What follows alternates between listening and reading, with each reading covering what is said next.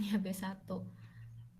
Makanya kok sepi, nggak ada siapa-siapa sampai jam 1 kurang 2 menit ya, 12.58. Ternyata saya yang salah kelas. Oke, ini sudah banyak yang bergabung ya. Itu mungkin eh, sebelum dimulai PPT-nya ini hilang nggak, Bu? PPT-nya hilang nggak, Bu? Apa? PowerPoint-nya.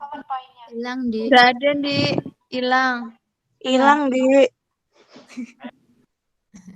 Ya, bisa diituin lagi ya.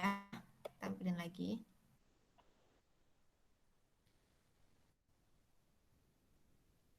Tapi memang kok saya bandingin ya pakai Meet lewat HP dengan pakai Meet lewat laptop, itu jarang banget trouble kalau pakai HP.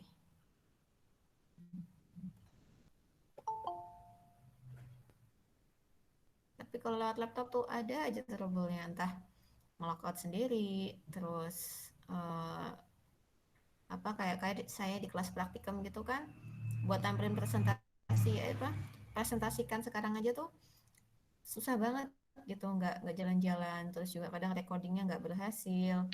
Jadi ada satu kelas saya yang akhirnya selama kita presentasi itu nggak terekam apapun dari awal sampai ke selesai gitu.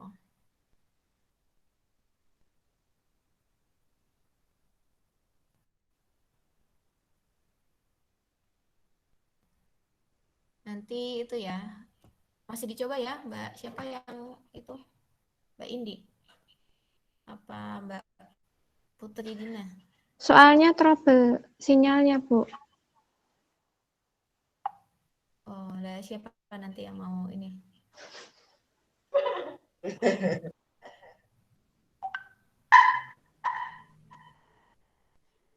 Atau tak presentasiin di. Tak operatorin po.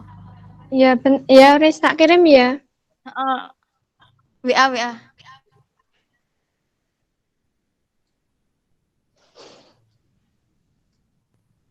Kayaknya udah masuk semua ya. Kita ada berapa mahasiswa ya? Bentar saya cek dulu.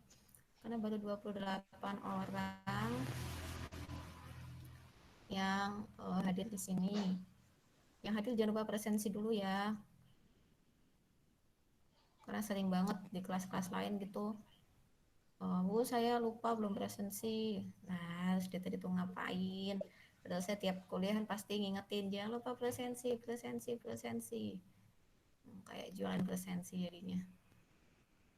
Oke, di sini masih ada beberapa yang belum presensi. Ya, saya sebutkan siapa tahu orangnya sudah di sini. Pertama ada Afrilia Miratul Ulfa, terus ada Elisa Tiara Puri, Handariatul Mustafiroh, Immanuel Pandu Kristiono, Meliana. Tapi kayaknya kalau Meliana emang itu ya, Ya, di Bu. awal enggak. Saya Lisa Tiara Puri. Hmm?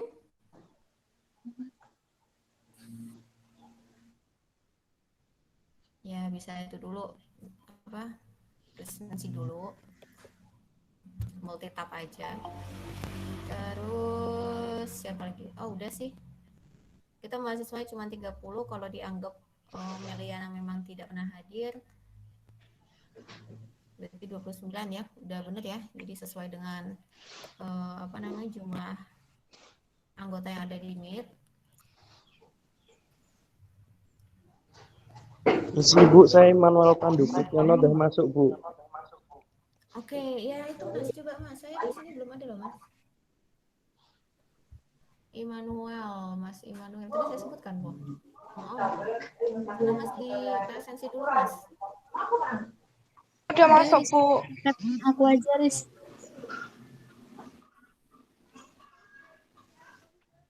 Apa sih Ya, presentasi sudah ditampilkan Mbak Putri dan Gak apa-apa, wis kedana. Ya, aku aja nggak apa-apa. Ya wis tak cancel. Ya. Iya.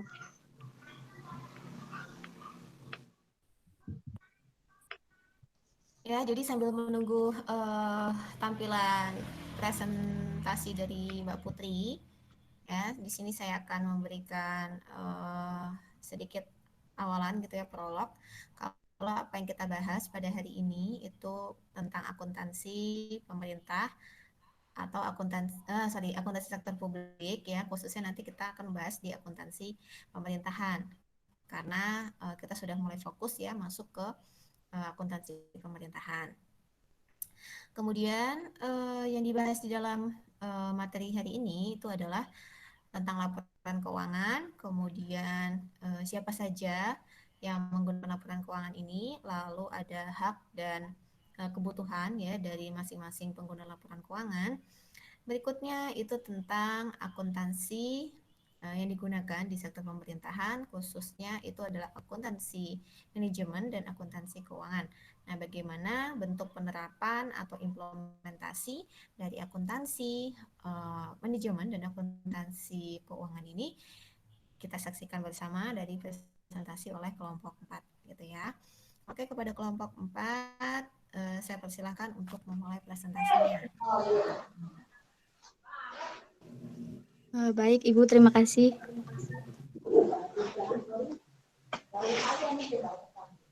Assalamualaikum warahmatullahi wabarakatuh. Waalaikumsalam warahmatullahi wabarakatuh. Selamat siang teman-teman dan Bu Afifah. Siang. Kami dari kelompok 4.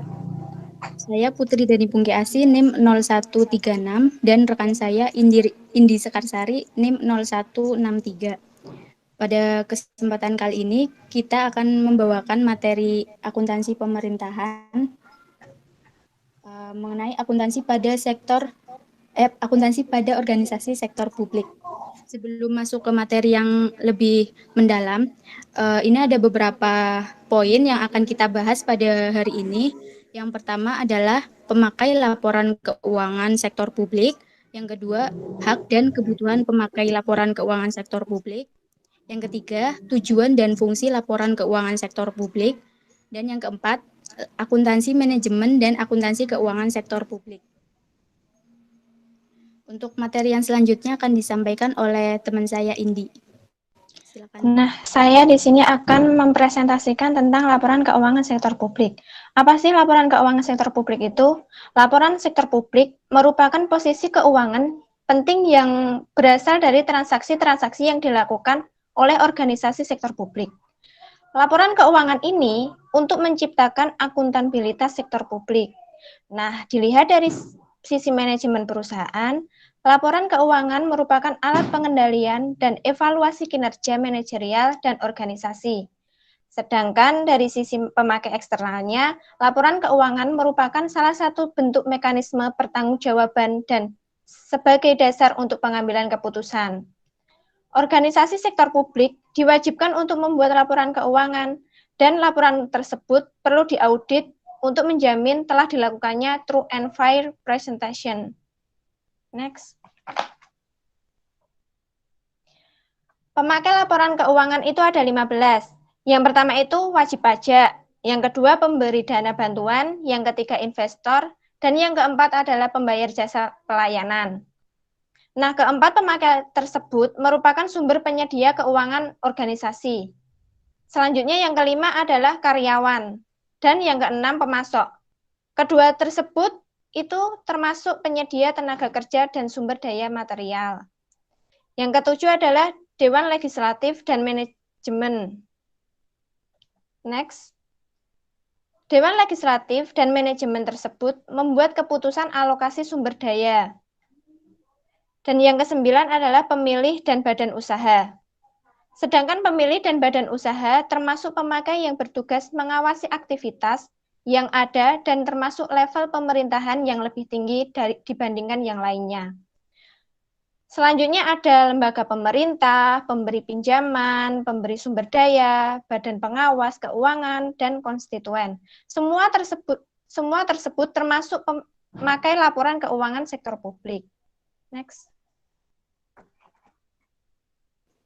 Oke, selanjutnya adalah hak dan kebutuhan pemakai laporan keuangan sektor publik.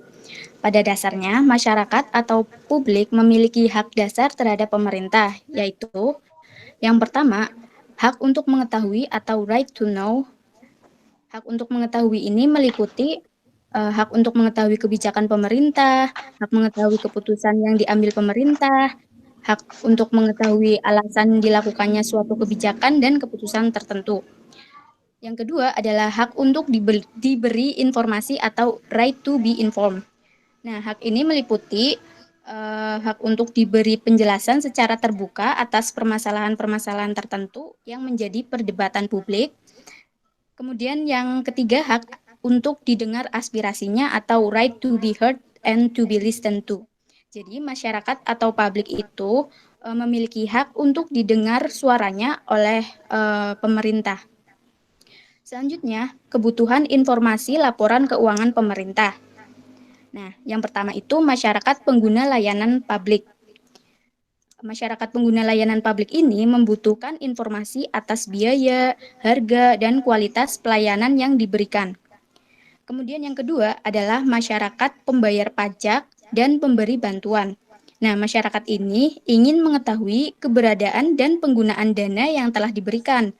Publik ingin mengetahui apakah pemerintah melakukan pencatatan fiskal dan ketaatan pada peraturan perundang-undangan atas pengeluaran-pengeluaran yang telah dilakukan.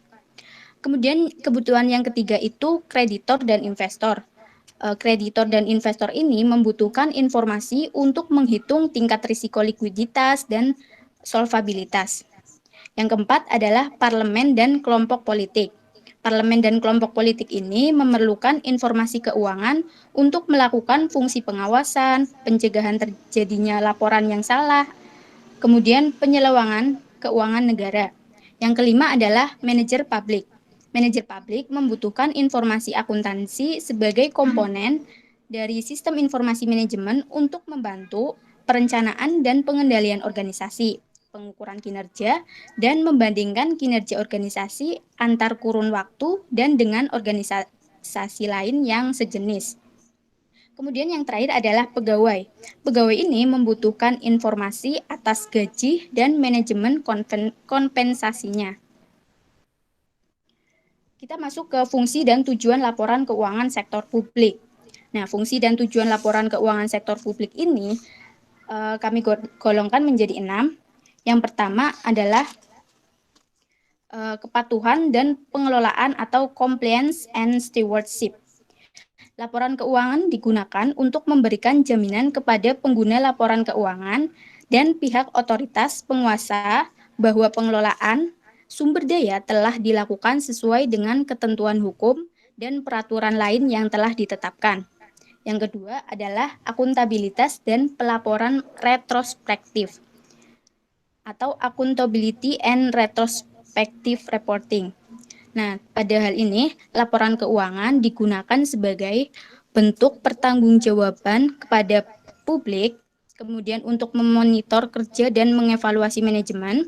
Yang ketiga, memberikan dasar untuk mengamati tren antar kurun waktu, pencapaian atas tujuan yang telah ditetapkan, dan membandingkan dengan kinerja organisasi lain yang sejenis jika itu ada. Kemudian yang ketiga adalah perencanaan dan informasi otorisasi. Laporan keuangan berfungsi untuk memberikan dasar perencanaan kebijakan dan aktivitas di masa yang akan datang, kemudian memberikan informasi pendukung mengenai otorisasi penggunaan dana. Yang keempat, kelangsungan organisasi atau viability. Laporan keuangan berfungsi untuk membantu pengguna dalam menentukan apakah suatu organisasi atau unit kerja dapat meneruskan menyediakan barang dan jasa atau pelayanan di masa yang akan datang. Kemudian fungsi yang kelima itu ada pada hubungan dengan masyarakat atau public relation. Nah, laporan keuangan ini berfungsi memberikan kesempatan kepada organisasi untuk mengemukakan pernyataan atas prestasi yang telah dicapai kepada pengguna yang dipengaruhi karyawan dan masyarakat, serta sebagai alat komunikasi dengan publik dan pihak-pihak lain yang berkepentingan. Yang terakhir adalah sumber fakta dan gambaran. Nah, laporan keuangan di sini bertujuan untuk memberikan informasi kepada berbagai kelompok yang ingin mengetahui suatu organisasi itu secara lebih mendalam. Selanjutnya adalah perbandingan laporan keuangan pemerintah dan sektor swasta. Pada sektor pemerintah, laporan keuangannya itu fokus pada finansial dan politik, sedangkan pada swasta hanya berfokus pada finansialnya saja. Kemudian yang pemerintah itu kinerjanya diukur secara finansial dan non-finansial, sedangkan swasta kinerjanya hanya diukur secara finansial. Kemudian pada pemerintah, pertanggungjawabannya itu kepada parlemen dan masyarakat atau publik, sedangkan swasta itu pertanggungjawabannya kepada pemegang saham dan kreditur. Pada pemerintah, laporan keuangan berfokus pada bagian organisasi, sedangkan pada swasta berfokus pada organisasi secara keseluruhan. Laporan keuangan pada pemerintah itu melihat ke masa depan secara detail atau rinci, sedangkan pada sistem swasta tidak dapat melihat ke masa depan secara detail atau rinci. Laporan keuangan pada sistem pemerintah itu aturan pelaporan ditentukan oleh Departemen Keuangan, sedangkan pada sektor swasta aturan pelaporan ditentukan oleh undang-undang, standar akuntansi, pasar modal, dan praktik akuntansi. Kemudian laporan keuangan pada sektor pemerintah itu diperiksa oleh Treasury Cash Accounting, sedangkan pada swasta itu diperiksa oleh auditor independen Accrual Accounting. Selanjutnya akan disampaikan oleh rekan saya. Selanjutnya adalah akuntansi manajemen dan akuntansi keuangan sektor publik. Nah, sekarang kita masuk ke akuntansi manajemen sektor publik. Akuntansi manajemen sektor publik adalah sistem yang menyediakan informasi akuntansi yang akan digunakan oleh manajer publik dalam melakukan fungsi perencanaan dan pengendalian organisasi. Adapun dalam fungsi manajemen seperti perencanaan, pengkoordinasian, pengorganisasian, dan pengendalian tidak dapat dilakukan tanpa informasi yang memadai. Informasi akuntansi diberikan sebagai alat atau sarana untuk membantu manajer menjalankan fungsi-fungsi manajemennya, sehingga tujuan organisasi dapat tercapai. Nah, fungsi akuntansi manajemen itu ada dua. Yang pertama itu sebagai alat perencanaan organisasi, dan yang kedua adalah alat pengendalian organisasi.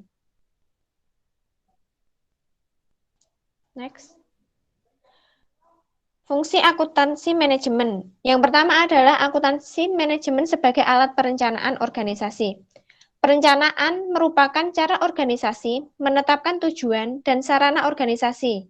Perencanaan meliputi aktivitas yang sifatnya strategik, taktis, dan melibatkan aspek operasional. Dalam hal perencanaan organisasi, akuntansi manajemen berperan dalam pemberian informasi historis dan prospektif untuk memfasilitasi perencanaan. Perencanaan organisasi sangat penting dilakukan untuk mengantisipasi keadaan di masa yang akan datang. Informasi akuntansi sebagai alat perencanaan pada dasarnya dapat dibedakan menjadi 3 kelompok. Yang pertama adalah informasi sifatnya rutin atau ad hoc. Nah, informasi yang sifatnya rutin diperlukan untuk perencanaan yang reguler, misalnya laporan keuangan bulanan, triwulan, semesteran, atau tahunan.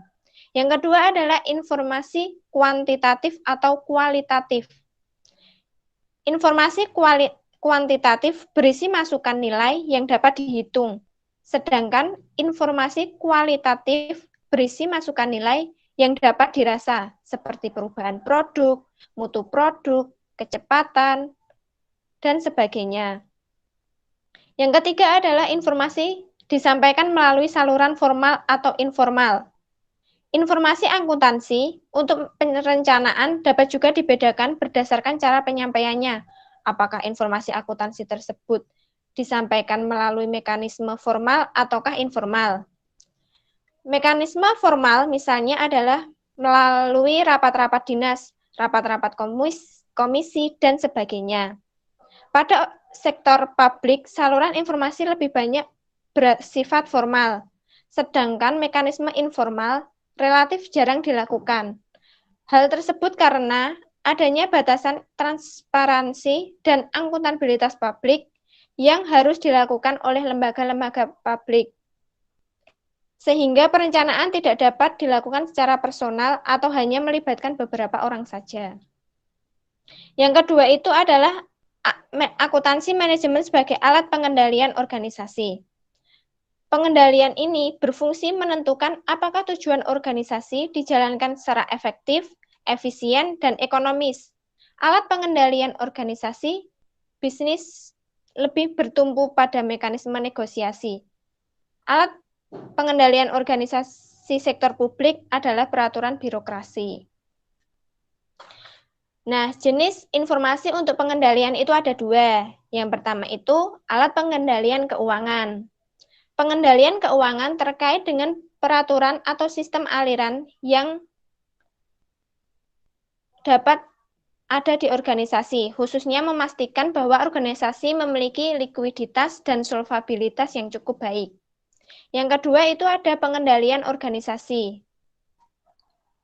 Pengendalian organisasi terkait dengan pengintegrasian aktivitas fungsional ke dalam sistem organisasi secara keseluruhan.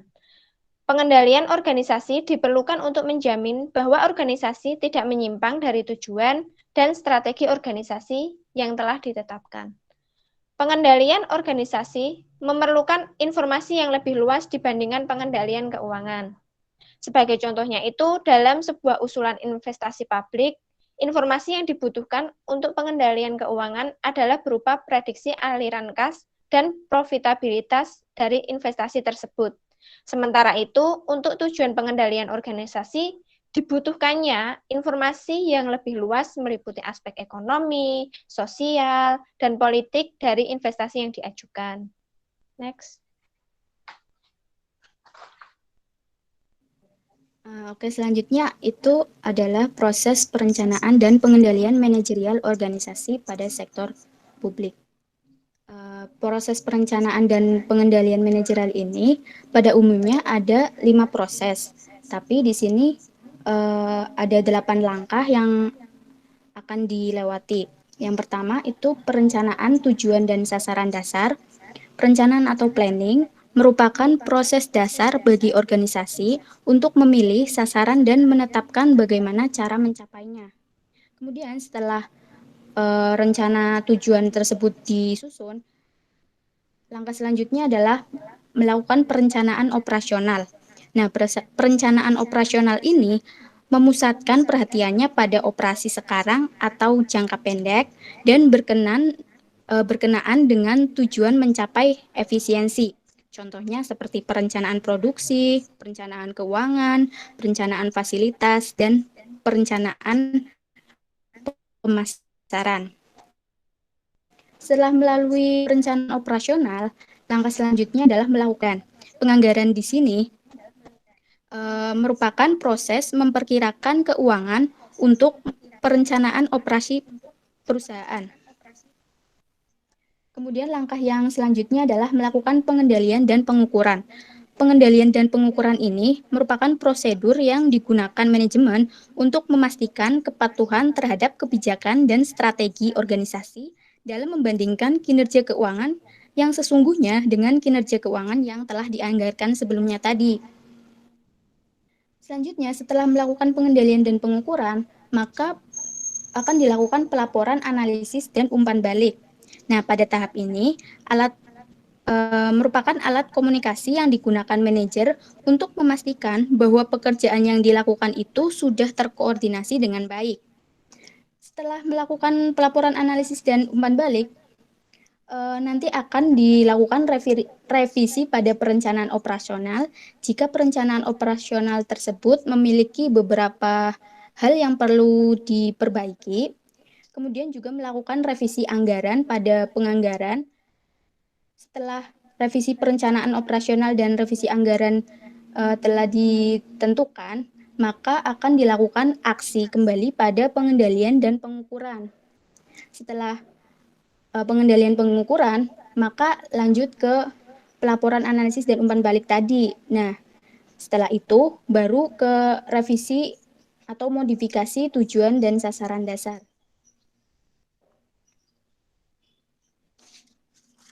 Selanjutnya adalah peranan akuntansi manajemen sektor publik. Yang Yang pertama adalah perencanaan strategi. Nah, peran akuntansi manajemen itu adalah memberikan informasi untuk menentukan berapa biaya program atau cost of program dan beberapa biaya suatu aktivitas atau cost of activity, sehingga berdasarkan informasi akuntansi tersebut, manajemen dapat menentukan berapa anggaran yang dibutuhkan dikaitkan dengan sumber daya yang dimiliki. Kemudian yang kedua adalah pemberian informasi biaya. Nah, biaya atau cost dalam konteks organisasi sektor publik itu dapat dikategorikan menjadi 3 kelompok. Yang pertama adalah biaya input, yaitu sumber daya yang dikorbankan untuk memberikan pelayanan. Biaya input ini bisa berupa biaya tenaga kerja dan biaya bahan baku. Kemudian yang kedua adalah biaya output, yaitu biaya yang dikeluarkan untuk mengantarkan produk hingga sampai ke tangan pelanggan. Nah, pada organisasi sektor publik, output itu diukur dengan berbagai cara tergantung kepada pelayanan yang dihasilkan. Misalnya, untuk perusahaan transportasi massal, biaya mungkin diukur berdasarkan biaya per penumpang. Nah, pada selanjutnya adalah biaya proses. Biaya proses ini merupakan biaya yang dapat dipisahkan berdasarkan fungsi organisasi. Nah, biaya ini diukur dengan mempertimbangkan fungsi organisasi seperti biaya departemen produksi, biaya personalia, biaya dinas-dinas, dan sebagainya. Nah, peran akuntansi manajemen pada pemberian informasi biaya ini adalah memberikan informasi biaya yang meliputi klasifikasi biaya tadi. Biaya apa saja yang termasuk rutin dan modal, kemudian biaya controllable dan uncontrollable, kemudian biaya tetap dan biaya variabel. Yang selanjutnya adalah penilaian investasi. Nah, pada penilaian investasi ini, peranan akuntansi manajemen itu untuk menilai kelayakan investasi secara ekonomi dan finansial. Nah, pada penilaian investasi ini, dalam suatu organisasi sektor publik dilakukan dengan menggunakan analisis biaya manfaat atau cost benefit analysis. Kemudian peranan akuntansi selanjutnya adalah penganggaran. Penganggaran ini peranan manajemen akuntansi manajemennya adalah untuk memfasilitasi terciptanya anggaran publik yang efektif. Kemudian akuntansi manajemen ini merupakan alat yang vital untuk proses pengalokasian dan mendistribusikan sumber daya publik secara ekonomis, efisien, efektif, adil, dan merata. Nah, selanjutnya adalah penilaian kerja. Penilaian kinerja ini dilakukan untuk mengetahui tingkat efisiensi dan efektivitas organisasi dalam mencapai tujuan yang telah ditetapkan. Kemudian, akuntansi manajemennya itu berperan dalam pembuatan indikator kinerja kunci dan satuan ukur untuk masing-masing aktivitas yang dilakukan. Yang terakhir adalah penentuan biaya pelayanan. Pada akuntansi manajemennya ini digunakan untuk menentukan berapa sih biaya yang dikeluarkan untuk memberikan pelayanan tertentu dan berapa tarif yang akan dibebankan kepada pemakai jasa pelayanan publik, termasuk juga menghitung subsidi yang diberikan. Selanjutnya sekarang masuk ke akuntansi keuangan sektor publik. Akuntansi keuangan sektor publik sangat erat kaitannya dengan fungsi akuntansi sebagai penyedia informasi keuangan untuk pihak eksternal organisasi. Teknik-teknik akuntansi keuangan yang dapat diadopsi oleh sektor publik itu ada 5. Yang pertama, akuntansi anggaran. Yang kedua, akuntansi komitmen. Yang ketiga, akuntansi dana. Yang keempat, akuntansi kas. Dan yang kelima, akuntansi akrual. Nah, yang pertama itu akuntansi anggaran. Akuntansi anggaran mengacu pada praktik yang dilakukan oleh banyak organisasi sektor publik, khususnya pemerintah, dalam upaya menyajikan akun-akun operasinya dengan menggunakan format yang sama dengan anggarannya. Nah, teknik akuntansi anggaran itu teknik akuntansi yang menyajikan jumlah yang dianggarkan dengan jumlah aktual dan dicatat secara berpasangan. Adapun kelebihan dan kekurangannya. Yang pertama itu kelebihannya dapat membandingkan secara sistematik dan kontinu jumlah anggaran dengan realisasi anggaran. Yang kedua, dapat menekankan peran anggaran dalam siklus perencanaan, pengendalian, dan akuntabilitas. Kekurangannya itu, teknik ini sangat kompleks, dan jumlah anggaran menunjukkan pendapatan dan biaya yang dapat dikira-kira atau dianggarkan. Yang kedua adalah akuntansi komitmen. Akuntansi komitmen adalah teknik akuntansi yang mengakui transaksi dan mencatat pada saat order dilakukan. Akuntansi ini bertujuan untuk pengendalian anggaran. Adapun kelebihan dan kelemahannya juga. Yang pertama itu kelebihannya dapat mengendalikan anggaran, dan yang kedua dapat memperbaiki pengendalian terhadap anggaran. Yang ketiga mengakui telah ada order atau penjualan. Kekurangannya itu tidak ada kewajiban hukum untuk patuh terhadap order yang terjadi. Yang kedua, order dapat dengan mudah dibatalkan. Dan yang terakhir adalah sulit mengakui biaya-biaya untuk periode akuntansi yang terjadi. Yang ketiga itu adalah akuntansi dana. Akuntansi dana atau fund accounting ini merupakan sistem akuntansi yang dibuat untuk memastikan bahwa uang publik itu dibelanjakan untuk tujuan yang telah ditetapkan. Sistem akuntansi dana ini merupakan metode akuntansi yang menekankan pada pelaporan pemanfaatan dana dan bukan pelaporan organisasi itu sendiri. Pada akuntansi dana ini, ada beberapa jenis dana yang digunakan dalam organisasi sektor publik. Yang pertama, dana yang dapat dibelanjakan atau expendable fund. Dana ini berasal dari pajak, bea, dan sumber-sumber lain untuk membiayai aktivitas-aktivitas yang bersifat non-bisnis. Dana yang dikeluarkan ini tidak memiliki kepastian akan di-reimburse atau dibayar oleh pengguna output aktivitas. Contohnya, biaya untuk penanggulangan bencana alam. Yang kedua, ada dana yang tidak dapat dibelanjakan atau non-expendable fund, yaitu dana yang berasal dan dipergunakan untuk aktivitas-aktivitas yang bersifat bisnis. Dana ini disebut revolving fund karena peran pemerintah hanya pada kontribusi dana awal. Kemudian diharapkan dana tersebut akan berputar melalui pembayaran atau customer charge. Contohnya, penyediaan air bersih atau PDAM. Kelebihan akuntansi dana yang pertama itu memiliki persamaan dasar yang unik. Yang kedua memiliki basis akuntansi dan fokus pengukuran. Kemudian yang ketiga fokus pada neraca. Kekurangannya, kurang menguntungkan bagi organisasi perorangan dan kesalahan dalam memahami makna entitas. Yang selanjutnya adalah akuntansi kas atau cash accounting. Akuntansi kas ini merupakan penerapan akuntansi yang pendapatan dicatat pada saat kas diterima dan pengeluaran dicatat ketika kas dikeluarkan. Kelebihannya mencerminkan pengeluaran yang aktual, real, dan objektif. Kemudian kekurangannya tidak dapat mencerminkan kinerja sesungguhnya. Yang kedua, konsekuensi saldo yang tercatat dicatat lebih. Dan yang ketiga, tingkat efisiensi dan efektivitas suatu kegiatan, program, atau aktivitas tidak dapat diukur dengan baik.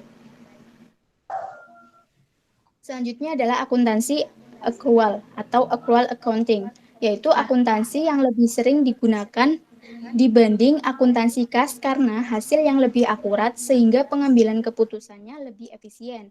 Nah, pengaplikasian accrual basis dalam akuntansi sektor publik pada dasarnya adalah untuk menentukan cost of service dan charging of service, yaitu untuk mengetahui besarnya biaya yang dibutuhkan untuk menghasilkan pelayanan publik serta penentuan harga pelayanan yang dibebankan kepada publik.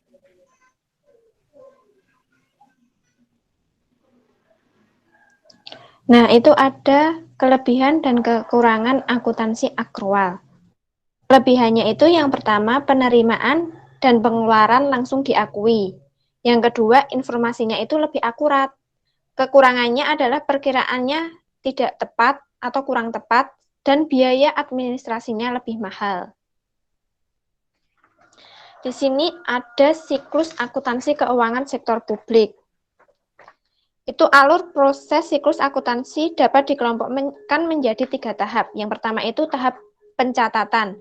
Di tahap ini ada beberapa kegiatan seperti kegiatan pengidentifikasian dan pengukuran dalam bentuk bukti transaksi dan bukti pencatatan. Yang kedua, kegiatan pencatatan bukti transaksi ke dalam buku harian atau jurnal. Yang ketiga adalah memindah bukuan atau posting dari jurnal berdasarkan kelompok atau jenisnya ke dalam akun buku besar.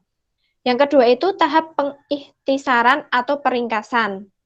Nah, di tahap ini itu ada penyusunan neraca saldo berdasarkan akun-akun buku besar. Yang kedua, pembuatan ayat jurnal penyesuaian. Yang ketiga, penyusunan kertas kerja atau neraca lajur. Yang keempat, pembuatan ayat jurnal penutup. Yang kelima, pembuatan neraca saldo setelah penutupan.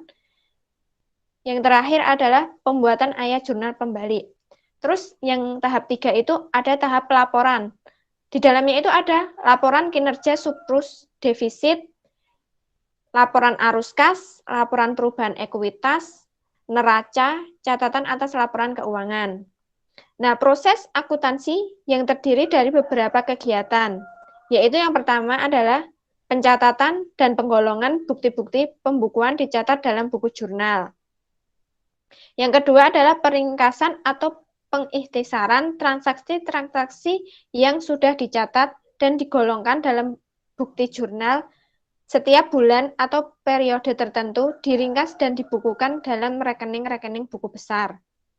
Dan yang ketiga adalah penyajian atau pelaporan data akuntansi yang tercatat dalam rekening-rekening buku besar akan disajikan dalam bentuk laporan keuangan, yaitu neraca.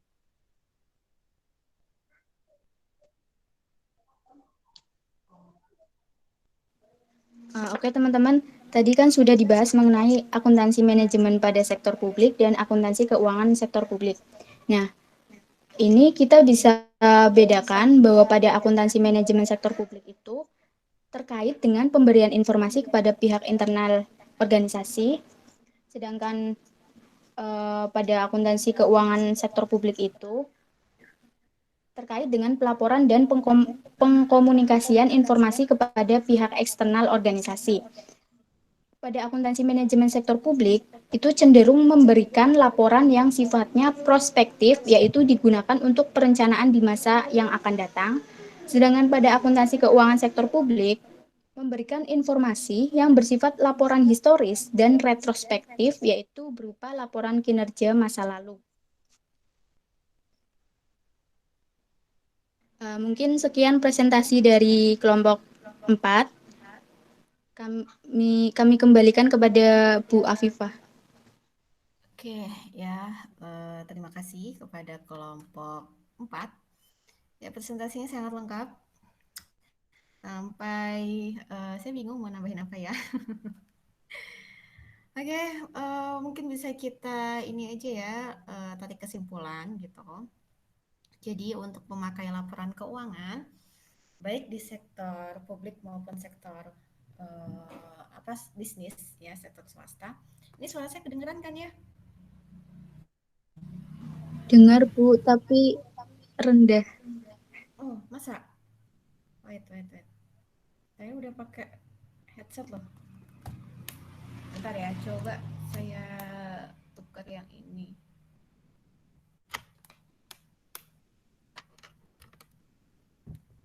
Kalau gini gimana?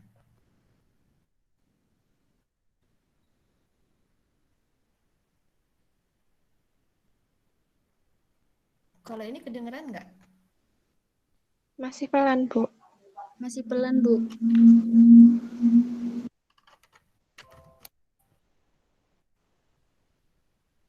Ini oke? Udah lumayan. Lumayan. Sama yang tadi awal-awal saya ngomong? Yang Pas awal pelan, Bu. Yang ini udah Ya, lumayan. ya kalau kita pakai ini aja. Ya jadi untuk pengguna laporan keuangan ya baik itu sektor publik termasuk di antara sektor pemerintah, kemudian dengan sektor swasta maupun sektor bisnis itu kita bisa nge-breakdown ya menjadi dua kelompok besar ya, yaitu ada yang namanya kelompok pengguna atau memakai laporan keuangan itu dari internal dan eksternal. Yang mana kedua ini, baik internal dan eksternal ini, untuk sektor publik tadi sudah di breakdown lagi ya menjadi 15 kelompok.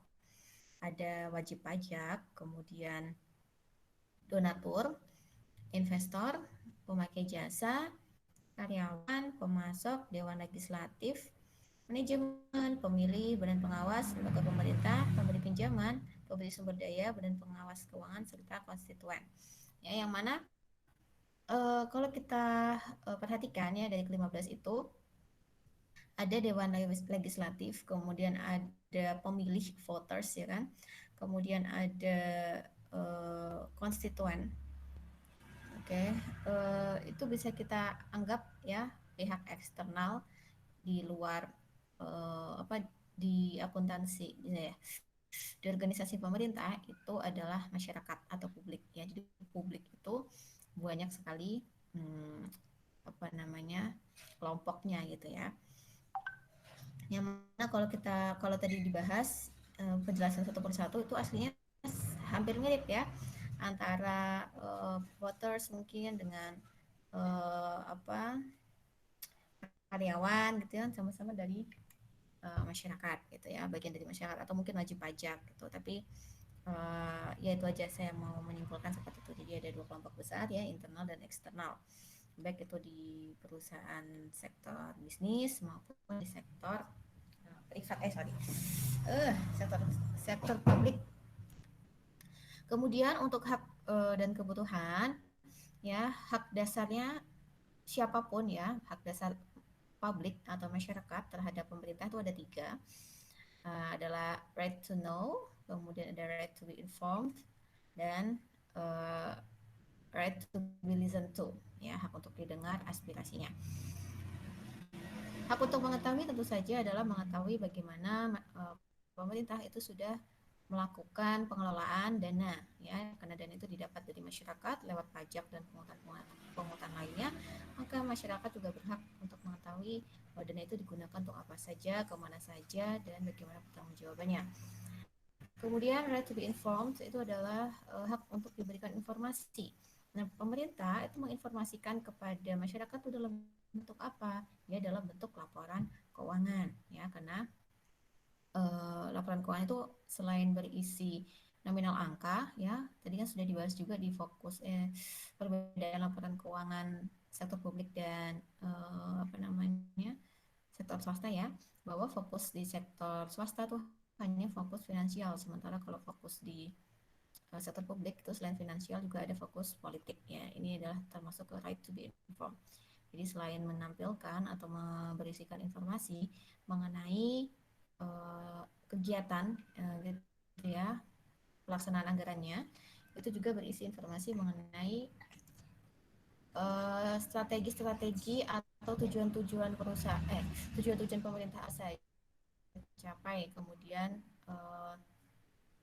beserta dengan masa depan, apa yang maksudnya? Beserta dengan rencana gitu ya yang akan dilakukan pemerintah dalam jangka berikutnya dalam masa depan. Kemudian hak untuk didengar aspirasinya jelas ya, kita menggunakan wakil rakyat ya, yang mana wakil rakyat itu harapannya adalah sebagai penyalur ya, penyalur dari masing-masing suara rakyat gitu. Nih harapannya seperti itu. Oke, berikutnya untuk fungsi dan tujuan laporan keuangan sektor publik bisa sudah dibahas ya, sudah bagus.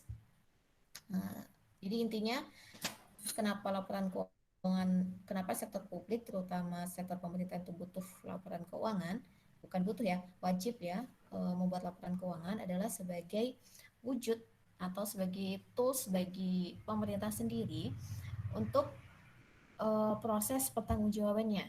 Ya, maksudnya proses pertanggungjawaban.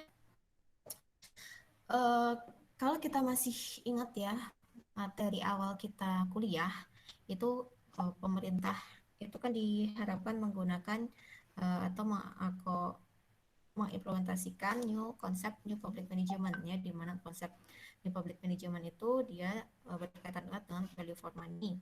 Nah, kenapa harus menggunakan itu? Agar meningkatkan akuntabilitasnya. Ya, jadi salah satu jalan atau cara yang dilakukan pemerintah adalah melalui laporan keuangan. Oleh karena itu, laporan keuangan itu bisa meningkatkan akuntabilitas dan pertanggungjawaban pemerintah terhadap publik. Itu kemudian untuk akuntansi manajemen dan akuntansi keuangan. Jadi benar ya, akuntansi manajemen itu lebih kepada internal ya, internal dari pemerintah itu sendiri, sementara kalau akuntansi keuangan itu berfokus kepada kepentingan eksternalnya. Maksudnya gimana? Kalau akuntansi manajemen ada dua fungsi akuntansi manajemen ya, yang utama yaitu sebagai alat perencanaan dan alat pengendalian. Nah, ini kalau kita kaitkan dengan materi minggu lalu ya tentang penganggaran, di mana siklus penganggaran itu dimulai dengan adanya perencanaan, ya, adanya planning. Kemudian dari perencanaan anggaran, kemudian ada sasaran-sasaran atau ada apa istilahnya? Program kerja gitu ya yang akan dibuat gitu oleh pemerintah. Setelah itu tahap perencanaan, setelah tahap perencanaan adalah tahap ratifikasi. Nah, setelah ada tahap ratifikasi, kemudian disahkan anggaran itu, kemudian pemerintah melakukan implementasi, ya, tahap implementasi. Setelah ada tahap implementasi, kemudian ada tahap evaluasi dan controlling, ya, itu masuk semua ke dalam akuntansi manajemen, ya. Di mana dalam tahap controlling atau tahap evaluasi dan controlling ini, pemerintah pada semester pertama ya di bulan Juli itu pemerintah sudah membuat laporan pertanggungjawaban pengelolaan anggaran ya, realisasi anggaran selama 6 bulan. Jadi dilaporkan kepada Dewan ya, Dewan Perwakilan Rakyat. Untuk apa?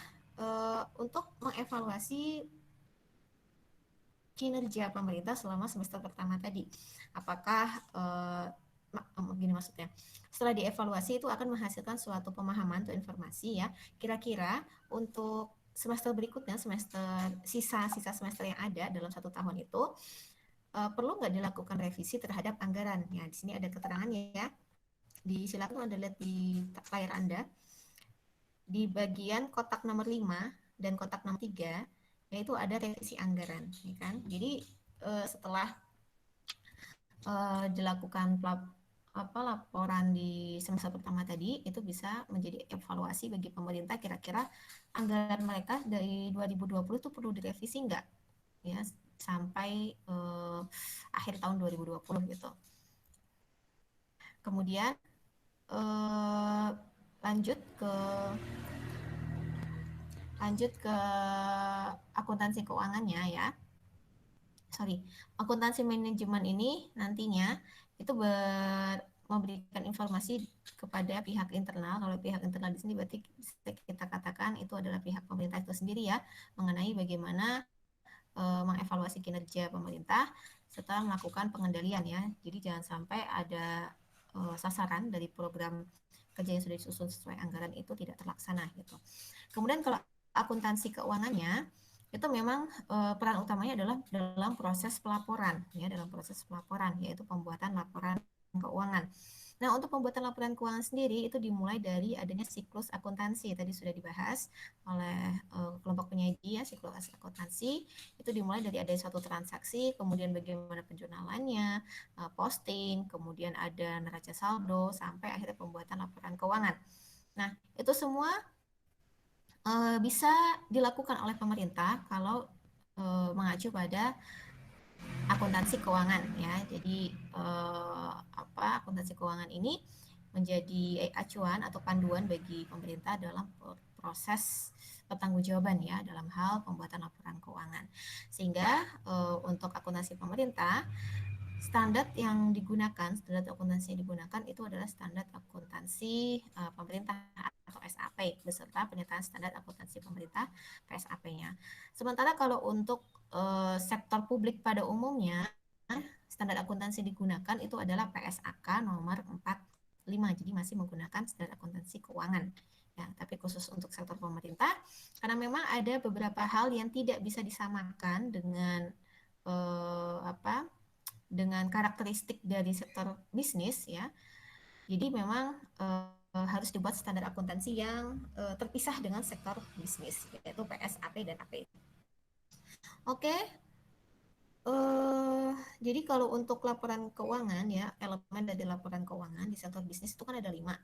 Ada laporan laba rugi, kemudian laporan posisi keuangan, lalu ada laporan arus kas, laporan perubahan ekuitas, dan catatan atas laporan keuangan. Nah, nanti di laporan laporan pemerintah, laporan keuangan pemerintah itu tidak hanya 5, tapi ada 7 laporan keuangan ya. Kelima yang tadi kemudian ditambah 2 laporan yang lain, yaitu realisasi anggaran dan saldo anggaran ya, laporan SAL. Oke, mungkin itu nanti akan kita bahas sepertinya setelah UTS ya, untuk membahas masing-masing dari laporan keuangan di pemerintah. Mungkin itu saja yang bisa saya tambahkan untuk presentasi hari ini ya, kelompok 4. Boleh kita give applause secara online yuk untuk kelompok 4 karena presentasinya bagus.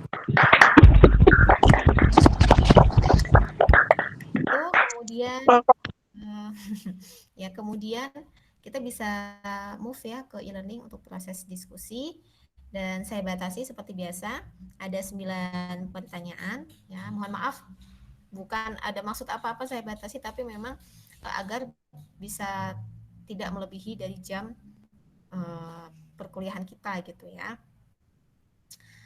Oke, untuk kelompok selanjutnya, kelompok 5 bisa dipersiapkan dengan baik, kemudian boleh PPT-nya itu dikonsultasikan kepada saya maksimal atau paling lambat itu H-2 atau 2 hari sebelum Anda bertugas gitu ya.